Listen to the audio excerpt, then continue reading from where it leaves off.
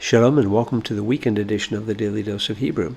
Today we're looking at Jeremiah chapter 8, verse 10.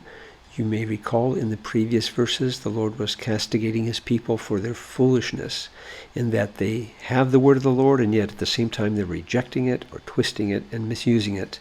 And here we're going to begin to see the consequences of that. Let's read the text in Hebrew as we get started today. Laken eten et nashehem le'aharim, sodotehem le'yorshim, ki mikaton va'ad gadol, kulo potseach ba'atza, minabi va'ad kohen, kulo ose shaker. So we start with laken, therefore, for this reason. I will give. Well, what do we have here? We have an imperfect, first common singular, and it's just a good old cal from our verb natan, meaning to give. And the nun from natan at the beginning assimilates into that dagesh. So I will give. I will give what? Direct object marker. There, this is a suffix, third masculine plural suffix, nashe. This is replacing nashim. Nashim. Now, what is that? Is it men? No, actually, ish becomes anashim, but isha, this is an irregular plural, isha, wife, woman or wife, becomes nashim. So it's a very irregular plural here. So it's like anashim, but without the aleph at the beginning. So nashim means women or wives. And in this case, it's a construct plural because we're adding the pronoun suffix to it. So I will give their wives to others, aher. And this, in this context, this means not just other people, but probably foreigners, those outside of the people of Israel. I will give their wives to others. Their fields, again, similar thing. We have this pronoun suffix, third masculine plural. And we have a plural of sadeh, which we're used to seeing written more like this, and takes its plural, it's masculine, but it takes its plural in ot, and then we're adding pronoun suffix, so we have this yod here to tell us that this noun is plural for plural nouns. So their fields to, now what do we have here? Yoshim. Well, this is actually a participle. It's a masculine plural participle with this im ending on it. And you can probably see the three consonants that we have there. We have a yod, and a resh, and a shin. And we have the o of the holum of the participle, fully written out in this case with the holum vav.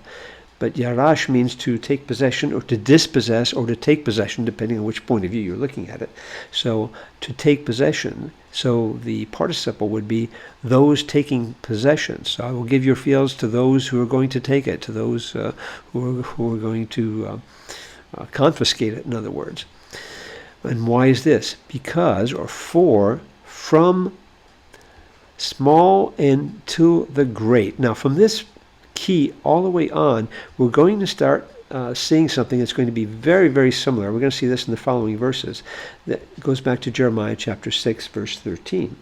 And the rest of this verse is almost identical to chapter 6, verse 13, and we're going to see that for the couple following verses as well. For from the small, meaning in this context from the least until the great. So from the small to the great, from the least until up to the greatest. Literally all of him. This is a very unusual way of putting all of him. The O here is it's actually a third masculine singular 3ms suffix. A little bit unusual with kul, but we've seen it again in a previous verse, including 6:13. So it's a way of saying all of him, all of them, all the people as a whole.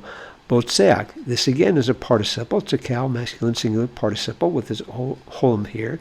And batza is a verb which means to gain by violence or greed, to be greedy. So all of them greedy, and greedy for what? Batse. This is actually usually written with betze, betza, with a segol here, betza, for a vowel pattern. Which means unjust gain or gain, ill-gotten gain. So they're all greedy for ill-gotten gain. and from the prophet all the way up to the priest. All of him, again, but literally all of them, taken in this collective way, are doing, another participle here, masculine singular, cal participle, are doing shaker. Again, this would usually be written sheker with a segol, but both of these are seglet nouns, this one here and this one here. But if you will look at the accents, you will find that there's a secondary accent here and a full, obviously we're at the end of the verse right here, so we have a full accent with the siluk. So that explains why we have this vowel here like that instead of just a sigil. But all of them are doing falsehood, practicing falsehood. So we can see what's going on with the people, and this is the reason that the Lord is going to give their wives and their lands over. Well, let's go ahead and hide our work here. Look at just a couple of translations real quickly. In the RSV, therefore I will give their wives to others and their fields to conquerors, those who take possession. That's a good way of actually translating that. Yeah, we can say that. Because from the least to the greatest, everyone, literally all of him, everyone is greedy for unjust gain. Greedy for unjust gain. That's the way of translating this verb with this cognate accusative here. From prophet to priest, everyone deals falsely. Pretty straightforward, and most of our translations are going to go in that direction. The New English Bible from Britain, just a little bit more of a paraphrase. Therefore will I give their wives to other men, to others, and their lands to new owners, to those who take possession. For all, high and low, from the small to the great, are out for ill-gotten gain, pardon me. That translates there. Prophets and priests are frauds. All of them are doing falsehood. Every one of them. A good translation there. This is the reason that God's judgment is coming upon his people. They have his word, they're rejecting it, they're twisting it, and the consequences will be that they will lose the blessings that God has given to them. It's never a good thing to play lightly with the word of the Lord. We'll check back with us soon as we continue working through Jeremiah 8 and the weekend edition of the Daily Dose of Hebrew. Shalom.